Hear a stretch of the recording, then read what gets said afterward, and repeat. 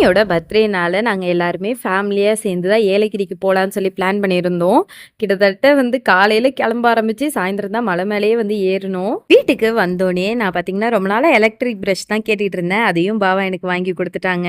இது பார்த்தீங்கன்னா, அகாராவோட cosmic plus sonic electric toothbrush. இதில் டோட்டலாக 5 ரீப்ளேசபிள் ஹெட்டும் 1 இன்டர்டென்டபிள் ஹெட்டும் கொடுத்துருக்காங்க.